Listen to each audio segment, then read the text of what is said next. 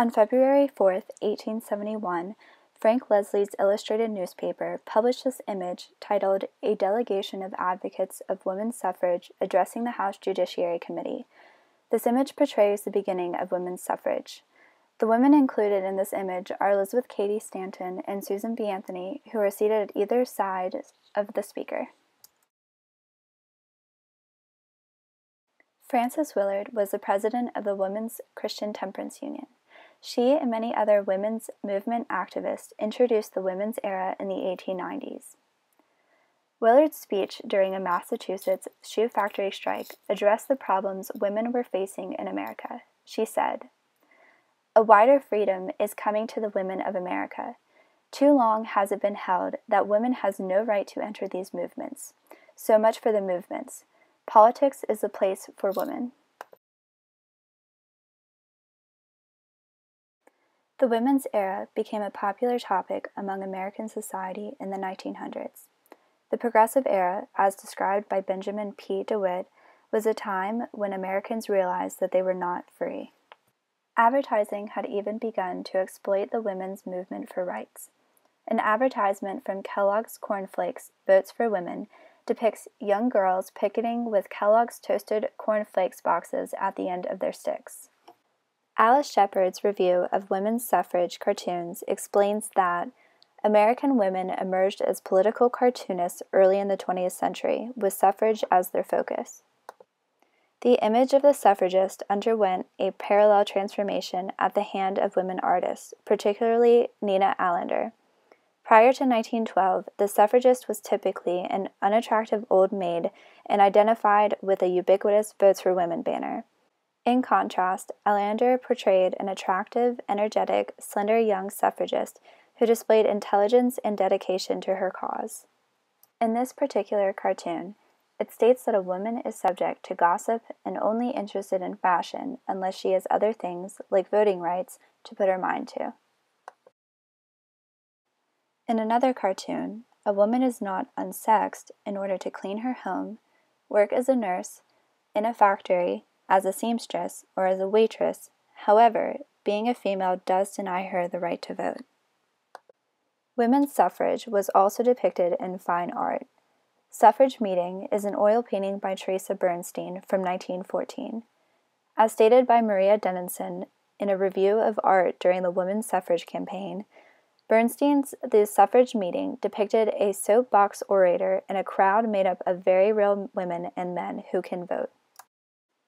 The Congressional Union for Women's Suffrage was a women's organization founded by Alice Paul and the National American Women's Suffrage Association in March of 1916.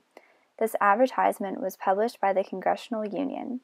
The image portrays a woman similar to the Greek goddess Feme, calling for women voters.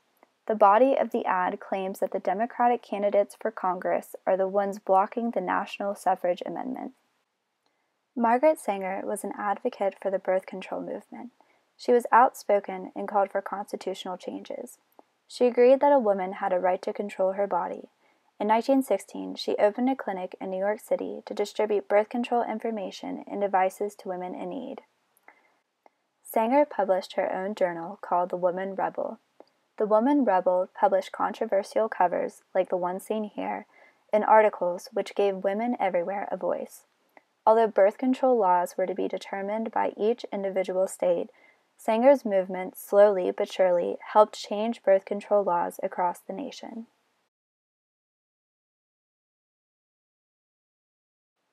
The flappers were women who publicly drank and smoked, were explicit in their use of birth control, danced the Charleston at nightclubs, and wore fashionably short skirts and short hair. They were the women of the Roaring Twenties. The flappers were a strong response to society's ideal woman.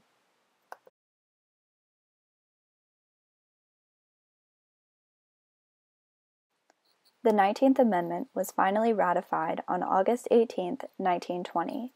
The 19th Amendment prohibits any United States citizen from being denied the right to vote on the basis of sex.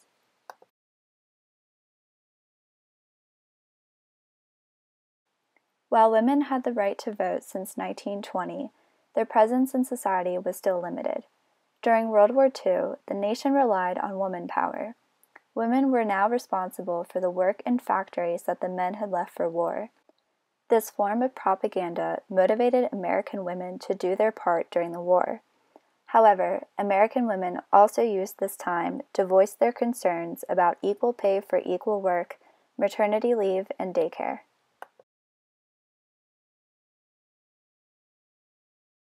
The 1960s is often described as the women's liberation and the sexual revolution. The 1960s was responsible for the second wave of feminism. This second wave included The Feminine Mystique by Betty Friedan, published in 1963.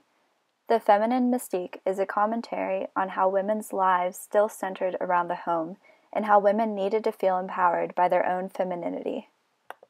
In 1970, Judy Chicago, one of the most notable artists of the feminist movement, was inspired to depict a female art history which would involve an intense focus on the female body. This was The Dinner Party. As described in a review by Jane Gerhard, the dinner party sat 39 notable female guests at a grand celebration of women's history. Each guest had a unique china plate shaped like the female anatomy and a runner depicting the woman and her accomplishments. Moving around the table, viewers could find many access points into the meaning of history for women. Cindy Sherman is another well-known feminist movement artist. Her self-portraits were called untitled film stills. They were a commentary on the women behind the camera, especially those in Hollywood. As stated in a Museum of Modern Art review by Marvin Hefferman, Sherman's pictures became a soapbox, a platform for critical and theoretical claims about the power of photography and about issues of feminism.